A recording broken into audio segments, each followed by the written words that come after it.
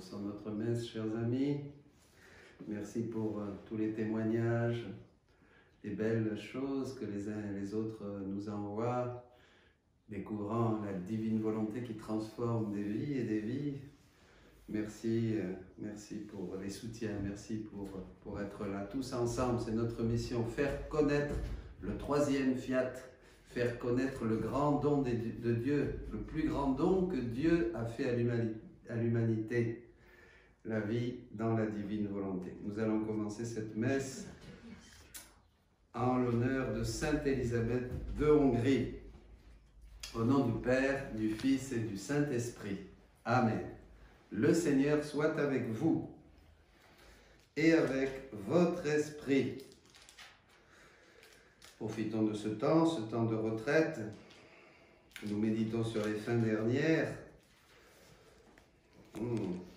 Et le Seigneur nous invite à la conversion de la lettre de Saint Jean.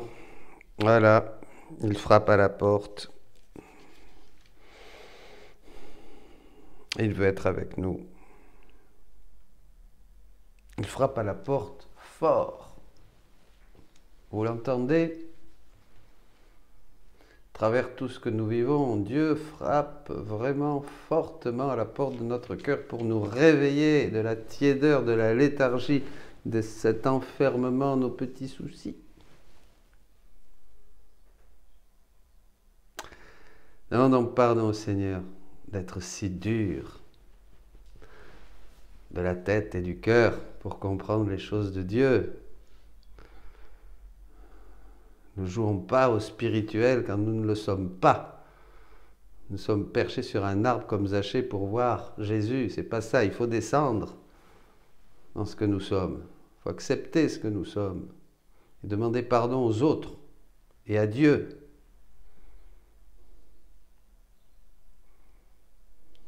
Je confesse à Dieu Tout-Puissant. Je reconnais devant mes frères que j'ai péché en pensée, en parole, par action et par omission. Oui, j'ai vraiment péché. C'est pourquoi je supplie la Vierge Marie, les anges et tous les saints, et vous aussi mes frères, de prier pour moi, le Seigneur notre Dieu, que Dieu Tout-Puissant nous fasse miséricorde, qu'il nous pardonne nos péchés et nous conduise à la vie éternelle. Seigneur, prends pitié. Ô Christ, prends pitié. Seigneur, prends pitié. Prions le Seigneur. Dieu qui a donné à Sainte Élisabeth de Hongrie de reconnaître et de vénérer le Christ dans les pauvres, accorde-nous de servir avec une inépuisable charité ceux qui sont dans le besoin et l'affliction. Par Jésus le Christ notre Seigneur, qui vit et règne avec toi pour les siècles des siècles. Amen. Et nous confions au Seigneur toutes les Élisabeth. Élisabeth, maison de Dieu.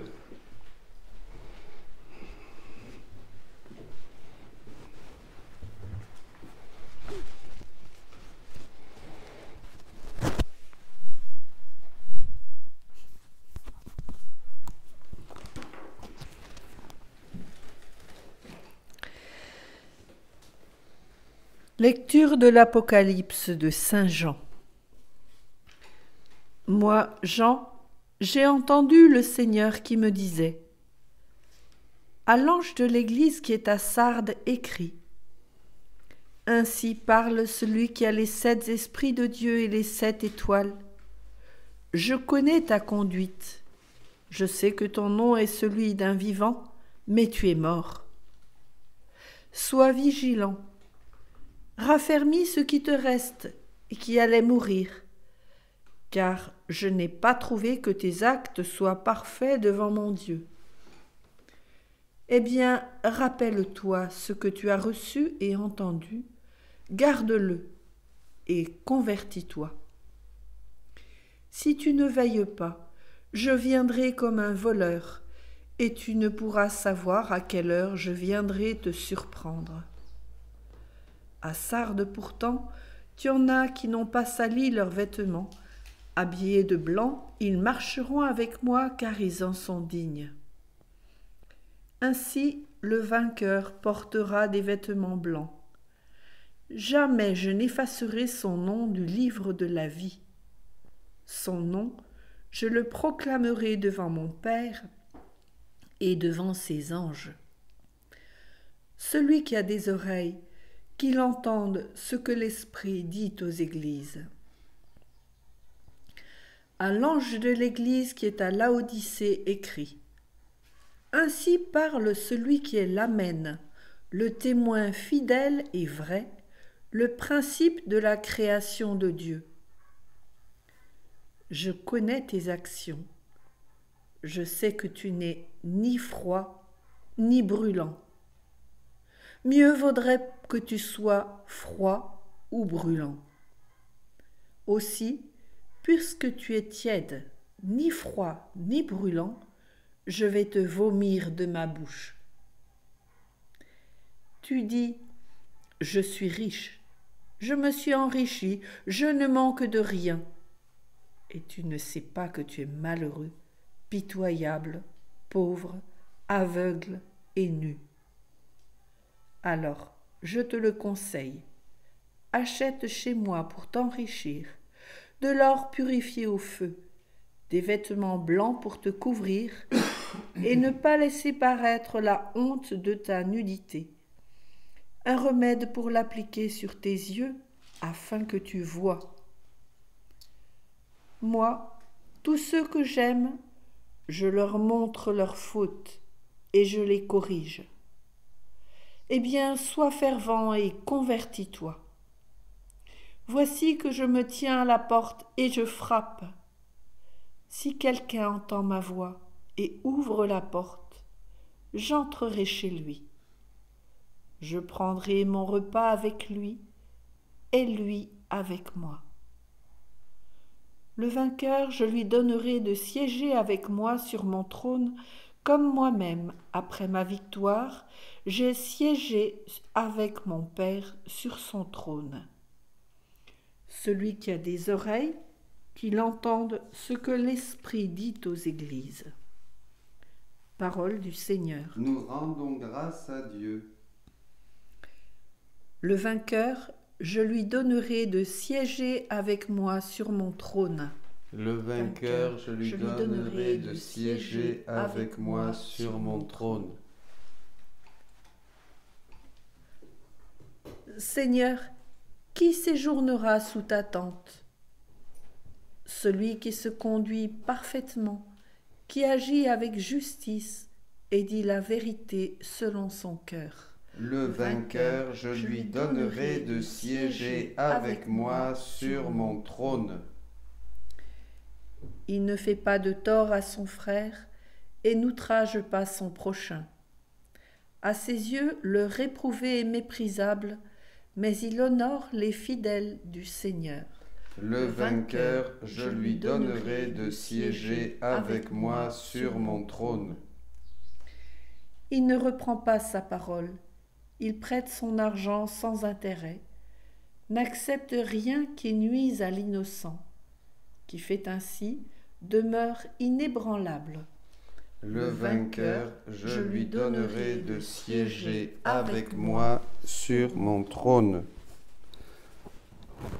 Alléluia, Alléluia, Alléluia.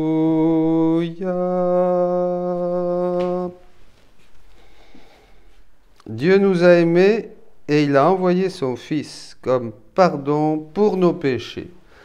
Alléluia, Alléluia, Alléluia. Le Seigneur soit avec vous et avec votre esprit. Lecture de l'Évangile de Jésus-Christ selon saint Luc. Gloire à toi, Seigneur. En ce temps-là, entré dans la ville de Jéricho, Jésus la traversait. Or, il y avait un homme du nom de Zachée. Il était le chef des collecteurs d'impôts, et c'était quelqu'un de riche. Il cherchait à voir qui était Jésus, mais il ne le pouvait pas à cause de la foule, car il était de petite taille. Il courut donc en avant et grimpa sur un sycomore pour voir Jésus qui allait passer par là. Arrivé à cet endroit, Jésus leva les yeux et lui dit : « Zachée, descends vite. Aujourd'hui, il faut que j'aille demeurer dans ta maison. » Vite, il descendit et reçut Jésus avec joie. Voyant cela, tous récriminaient. Il est allé loger chez un homme qui est un pécheur. Zachée, debout, s'adressa au Seigneur. Voici, Seigneur, je fais don aux pauvres de la moitié de mes biens. Et si j'ai fait quelque tort à quelqu'un, je vais lui rendre 4 fois plus. Alors Jésus dit à son sujet, aujourd'hui, le salut est arrivé pour cette maison, car lui aussi est un fils d'Abraham. En effet, le Fils de l'homme est venu chercher et sauver ceux qui étaient perdus. Acclamons la parole de Dieu. Louange à toi, Seigneur Jésus. Amen, amen, amen. Une belle page. Zachée, le salut, arrive à sa porte et il ouvre. Il voulait voir Dieu à sa manière, en grimpant sur un arbre, mais le Seigneur l'avait déjà vu. C'est bien souvent comme ça. On veut monter quelque part pour voir Dieu sans être piégé. Et laissons-nous piéger par l'amour, mes amis. En fait, il nous fait descendre. C'est ça qui est important. C'est descendre dans notre misère, dans notre péché, dans nos nœuds, dans notre dureté. Parce que c'est là que Jésus vient nous chercher. Il n'est pas venu pour les justes, il est venu pour les pécheurs, pour ceux qui sont perdus. Alors bienvenue, tous ceux qui se sentent perdus, pauvres, misérables, pleins de péchés passés, présents, et combien d'autres à commettre peut-être dans le futur. Je suis pessimiste, hein? Bon, c'est pas grave. Allez, mais le salut arrive à nous. Et ça, c'est la première chose. Quand Jésus vient et que nous rencontrons le Seigneur, il y a une joie. La joie est le signe de la vie dans l'esprit. La joie est le signe que je suis un pécheur pardonné. Voyez, on est au cœur même de la dynamique de l'Évangile. La joie de la foi. Voilà, ben oui, j'étais collecteur d'impôts, j'étais au service de l'argent qui était mon ami, et voilà, et je me suis enrichi sur le dos des autres. Mais cette rencontre avec Jésus qui est venu frapper à la porte de mon cœur et qui m'a dit, comme dans la première lettre de Saint Jean, ah ben écoute, voilà, hein, achète chez moi pour t'enrichir, de l'or purifié au feu, des vêtements blancs pour te couvrir et ne pas laisser paraître ta honte, ta nudité, un remède pour l'appliquer sur tes yeux afin que tu vois. Voilà, moi, tous ceux que j'aime, je leur montre leurs fautes et je les corrige, dit le Seigneur. Vous voyez, c'est Jésus qui se fait parole, c'est Jésus qui se fait onction, c'est comme cette huile de l'onction qui guérit nos cœurs, c'est Jésus qui se fait pain, c'est Jésus qui se fait corps, qui se fait sang, c'est Jésus qui vient nous toucher et qui nous guérit, qui nous libère de nos passions, de nos démons, et surtout, même si nous ne sommes pas encore au top, qui nous permet de marcher et d'apprendre, de devenir disciple. Vous voyez, c'est ça, le Seigneur. Hein, ça ne sert à rien de chercher. Donc, la joie du salut, et nous la vivons depuis 2000 ans. Combien d'hommes et de femmes se sont convertis et ont tout remis en question pour Dieu et ont choisi de le suivre comme ils pouvaient, bien sûr. Hein, je pense à cette vision des 2 escaliers, hein, de Jésus à Louisa, et il monte avec la vertu, la pratique, on tombe, on se relève, dit Jésus, on tombe, on se relève, hein, mais on continue, on persévère. Ce qui va caractériser les âmes, c'est la persévérance, voyez. Surtout au milieu des contradictions, des difficultés, que ce soit personnel, hein, avec déjà toutes ces vilaines choses qu'il faut arriver à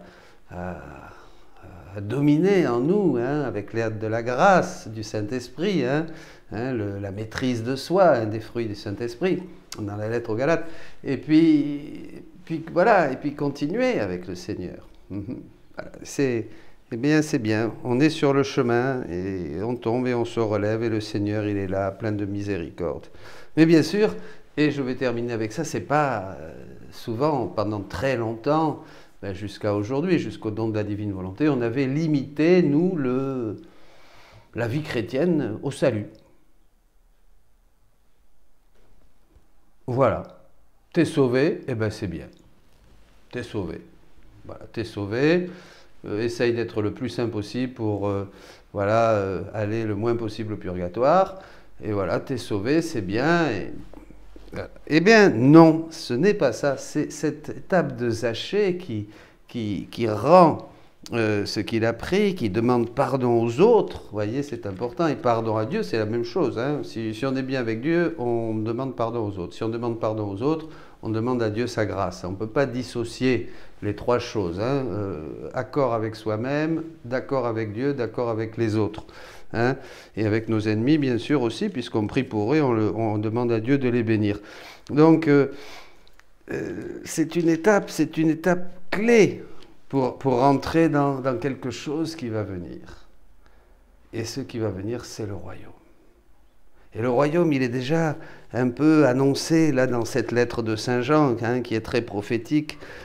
Ouvre-moi la porte si tu entends ma voix. Hein. Aujourd'hui, il y a un nouvel appel de Dieu qui veut achever toute la création, achever toute la rédemption, et qui est le don de la vie dans le royaume de la divine volonté, où les choses changent, les paramètres changent, la sainteté change, la prière change, la forme de vie change, tout change finalement, tout le passé est là, bien sûr, hein, on ne va pas jeter, non, mais va nouveau, outre neuve. Il y a des attitudes nouvelles, hein, même cette manière de prier, dit Jésus à Louisa, personne ne l'a jamais connue. Voilà. Il y a quelque chose, Dieu veut faire quelque chose. Et on comprend parce que je parlais avec un frère prêtre aujourd'hui, et lui, un autre aussi me disait, l'Église même au sein de notre communauté chrétienne, notre évêque nous faisait remarquer les tensions qu'il y a actuellement. Les uns veulent ceci, les autres manifestent, les autres disent non, ça ne sert à rien, les autres ont peur, les autres prônent quelque chose, les autres prônent le contraire. Vous voyez, une communauté éclatée, une communauté divisée, une communauté qui reflète le chaos de la société actuelle. Et alors, où est le salut? Où est la joie du Seigneur dans tout ça? Alors avant, on disait que c'était par là. Avant, on prônait aussi qu'il fallait prier de telle manière, ou adorer de telle manière, ou louer de telle manière, et faire des groupes et tout ça. Et c'est bien, il faut continuer, bien sûr. Mais en fait, on connaît tout ça. Il y a comme un essoufflement, pas vrai? Il y a un essoufflement. Même dans la vie spirituelle.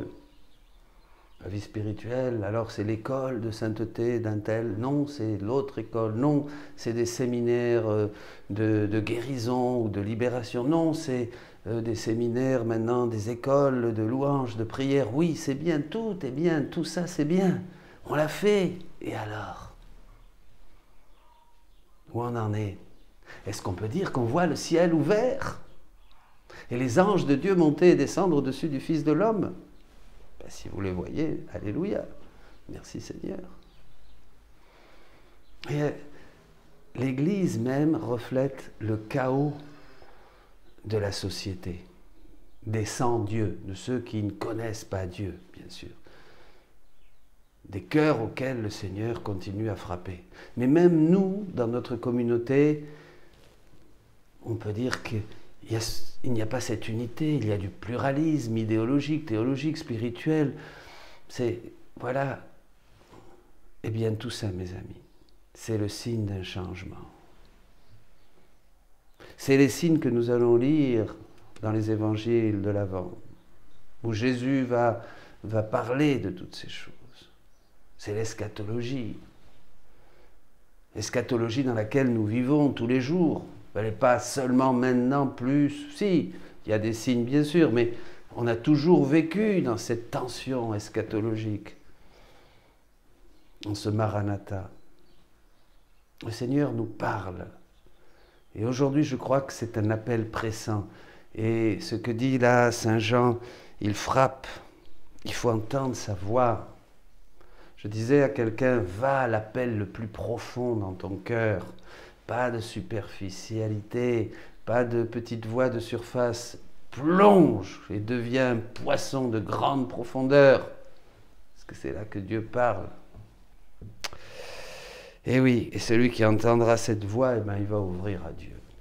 Il va ouvrir à Dieu qui se révèle. Il va ouvrir à Dieu qui se donne d'une manière nouvelle dans le royaume de sa divine volonté, qui est présente au milieu des créatures pour qu'elle soit accueillie, pour qu'elle soit reconnue. Jésus dit, il suffit de la reconnaître dans son activité créatrice, conservatrice, nourricière, dans les éléments, dans la création, dans toutes les choses qui existent. Il suffit de la reconnaître, elle se sent accueillie, elle se sent heureuse. Dieu est tellement heureux, il ne demande rien plus que d'être accueilli. J'aime beaucoup cette louange des laudes ou des vêpres. Nous n'avons d'autre offrande que l'accueil de ton amour. C'est bien, on n'a rien, et c'est ce qu'a fait Marie, vous voyez, c'est ce qu'a fait la Vierge. Eh bien, celui qui entend cette voix et qui ouvre, eh bien, il va venir, il va prendre son repas avec toi. Qu'est-ce que ça veut dire? C'est une métaphore, bien sûr, à prendre son repas. Dieu veut manger les mêmes aliments que nous. C'est pas vrai, mais nous, on croyait descendre du singe et manger des bananes. Mais non, c'est pas ça, vous voyez. On a des idées qu'on s'est fabriquées comme ça. Pas du tout. Dieu veut manger, Dieu veut que nous mangions à sa table, pas des miettes. Ah, mais et les miettes, les petits chiens se nourrissent des miettes qui tombent de la table du maître. Pour moi, les miettes, ça suffit, je suis content. Les miettes du festin. Non, même pas ça. Pas de fausse humilité. À la table de Dieu, à la table du royaume, comme déjà le préfigurent nos Eucharisties. Par YouTube, évidemment. Mais bientôt, on va avoir des Eucharisties, pareil. Oh, faut continuer à espérer, hein, vous savez. On n'est jamais sûr de rien. Maudit l'homme qui met sa confiance dans l'homme, hein, et béni celui qui met sa confiance dans le Seigneur. Quoi qu'il arrive, mettez votre confiance dans le Seigneur. Je reviens au texte. Mangez le même repas que Dieu. Ça veut dire participer à tout ce qu'est Dieu. Dieu dans la Trinité, le Père et le Fils, vraiment se nourrissent du même amour, partagent les mêmes attributs. Ils sont trois, mais il y a un seul Dieu. Ils sont trois personnes, il y a un seul Dieu. Ils ont tous les attributs en commun. Tout ce que fait le Père le fait aussi le Fils et le fait aussi l'Esprit, selon des modalités diverses. Le Père fait certaines choses qui donnent au Fils, et le Fils les accomplit, et l'Esprit sanctifie tout. Ouais. Eh bien, Dieu veut qu'on participe à cette vie. C'est extraordinaire. Vous voyez la grandeur du projet de Dieu? Eh bien, c'est aujourd'hui que ce projet se dévoile dans le don incomparable et immense de la vie dans la divine volonté. Soyez bénis et bienvenus au royaume. Amen.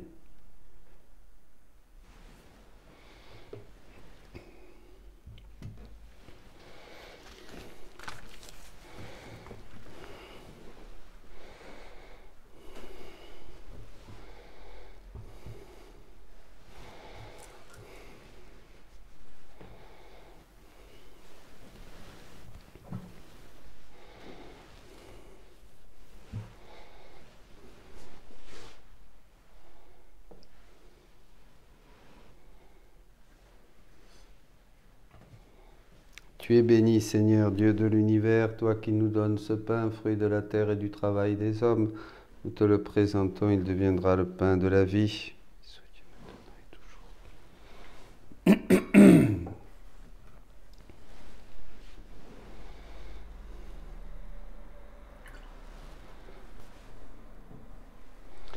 Tu es béni, Seigneur, Dieu de l'univers, toi qui nous donnes ce vin, fruit de la vigne et du travail des hommes.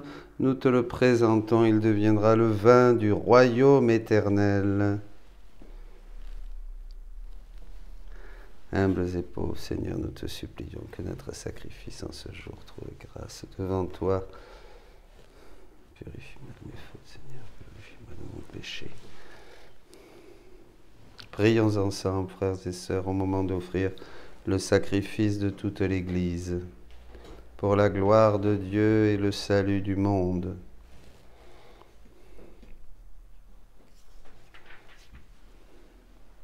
Accepte, Seigneur, comme un hommage de tes serviteurs l'offrande que nous déposons sur ton autel en cette fête de Sainte Élisabeth de Hongrie. Permets qu'en nous détachant des biens de la terre, nous n'ayons d'autre richesse que toi, par Jésus le Christ, notre Seigneur.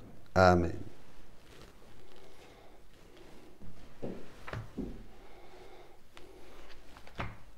Le Seigneur soit avec vous et avec votre esprit.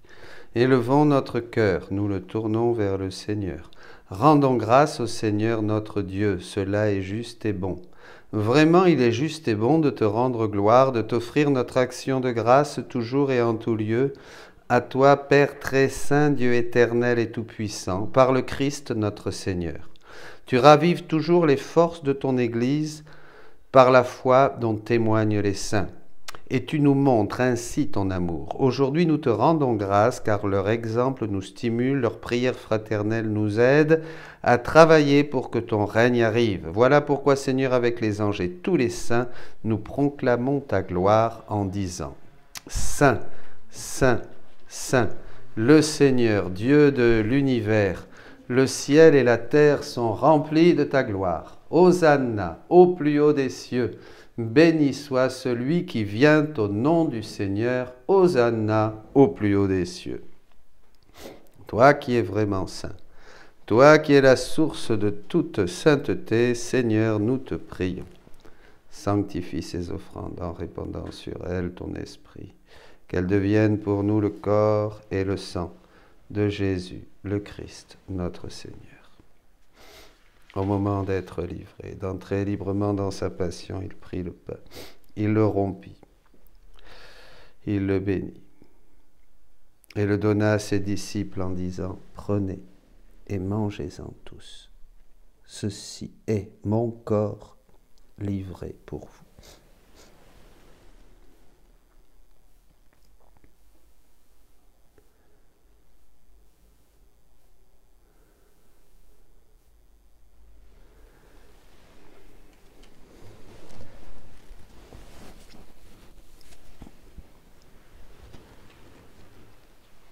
De même, à la fin du repas, il prit la coupe.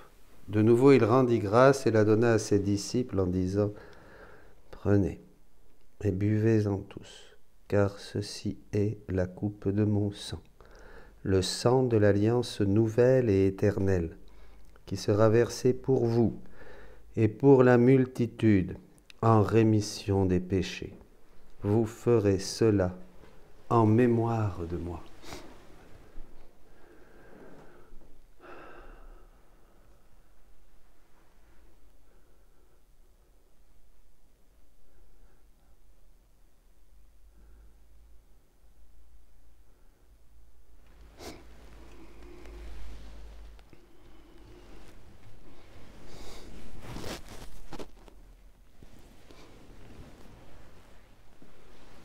Il est grand, le mystère de la foi. Nous proclamons ta mort, Seigneur Jésus. Nous célébrons ta résurrection. Nous attendons ta venue dans la gloire. Faisant ici mémoire de la mort et de la résurrection de ton Fils, nous t'offrons, Seigneur, le pain de la vie et la coupe du salut. Et nous te rendons grâce, car tu nous as choisis pour servir en ta présence. Humblement, nous te demandons qu'en ayant part au corps et au sang du Christ, nous soyons rassemblés par l'Esprit Saint en un seul corps. Souviens-toi, Seigneur, de ton Église répandue à travers le monde. Fais-la grandir dans ta charité avec le pape François, notre évêque Jean-Paul, Jean-Marie, son auxiliaire, et tous ceux qui ont la charge de ton peuple. Souviens-toi aussi de nos frères qui se sont endormis dans l'espérance de la résurrection.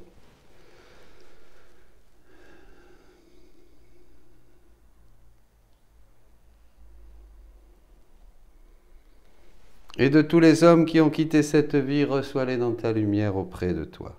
Sur nous tous enfin, nous implorons ta bonté, permets qu'avec la Vierge Marie, la bienheureuse Mère de Dieu,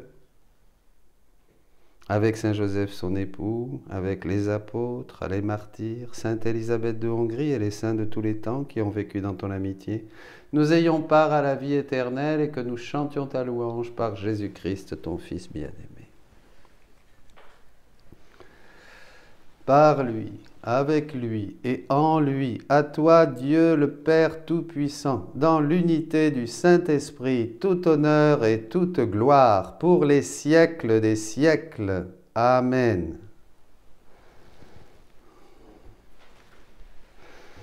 Mes amis, le bonheur, le salut de tant d'âmes dépend de notre oui. Comme un jour, il dépendait du oui de Marie. Mais nous ne faisons que répéter la vie de Marie, le oui de Marie. Nous sommes son oui. Et dans la mesure où nous disons oui à ce royaume pour laisser œuvrer, opérer en nous, en vigilance, en attention, le règne de la divine volonté, ce sont des milliers d'hommes et de femmes qui seront sauvés. Faisons venir ce règne. Notre Père qui es aux cieux, que ton nom soit sanctifié, que ton règne vienne, que ta volonté soit faite sur la terre comme au ciel. Donne-nous aujourd'hui notre pain de ce jour. Pardonne-nous nos offenses, comme nous pardonnons aussi à ceux qui nous ont offensés. Et ne nous laisse pas entrer en tentation, mais délivre-nous du mal. Délivre-nous de tout mal, Seigneur, et donne la paix à notre temps. Par ta miséricorde, libère-nous du péché. Rassure-nous devant les épreuves en cette vie où nous espérons le bonheur que tu promets et l'avènement de Jésus-Christ, notre Sauveur. Car c'est à toi qu'appartiennent le règne, la puissance et la gloire pour les siècles des siècles. Amen. Seigneur Jésus-Christ, tu as dit à tes apôtres, je vous laisse la paix, je vous donne ma paix, ne regarde pas nos péchés, mais la foi de ton Église. Pour que ta volonté s'accomplisse, donne-lui toujours cette paix. Et conduis-la vers l'unité parfaite, toi qui vis et règnes pour les siècles des siècles. Amen. La paix du Seigneur soit toujours avec vous. Chrétiens, catholiques, bénissez, priez pour vos ennemis, demandez pour ceux qui nous gouvernent, demandez pour ceux qui nous persécutent, aimez toute personne que vous croisez dans la rue, souriez, soyez aimables, soyez le cœur ouvert. Ça prépare la venue de Jésus pour qu'il vienne, comme chez Zachée, dîner avec nous. Agneau de Dieu, qui enlève le péché du monde, prends pitié de nous. Agneau de Dieu, qui enlève le péché du monde, prends pitié de nous. Agneau de Dieu, qui enlève le péché du monde, donne-nous la paix.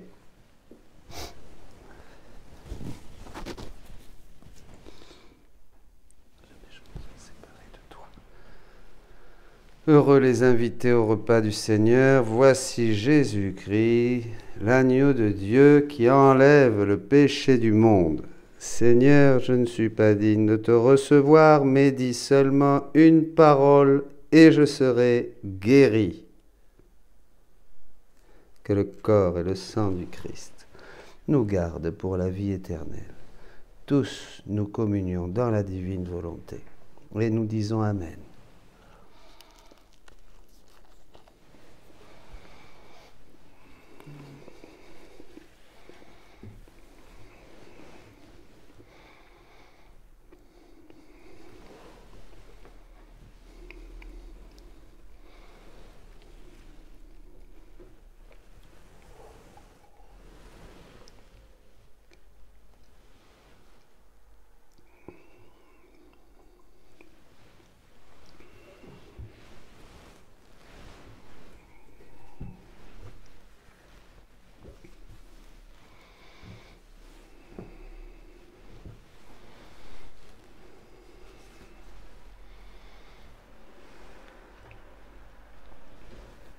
Prions le Seigneur.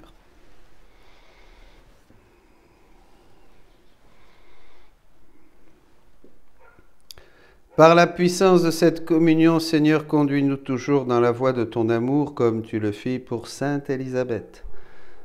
L'œuvre de salut que tu as entreprise en nous, poursuis-la jusqu'au jour du Christ, lui qui vit et règne pour les siècles des siècles. Amen. N'oubliez pas de faire votre action de grâce après la messe. Restez avec Jésus. Le Seigneur soit avec vous et avec votre esprit. Que Dieu Tout-Puissant vous bénisse, le Père, le Fils et le Saint-Esprit. Amen. Allez dans la joie du salut. Allez dans la joie et la paix du Christ. Nous rendons grâce à Dieu. Je vous salue Marie, pleine de grâce. Le Seigneur est avec vous. Vous êtes bénie entre toutes les femmes, et Jésus, le fruit de vos entrailles, est béni.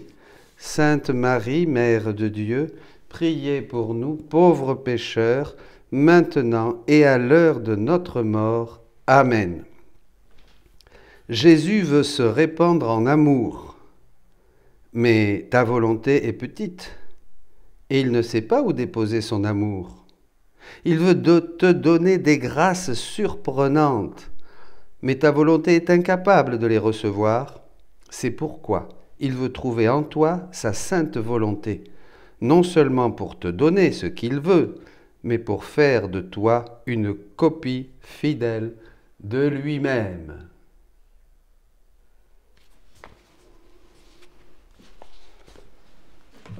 Bonne journée.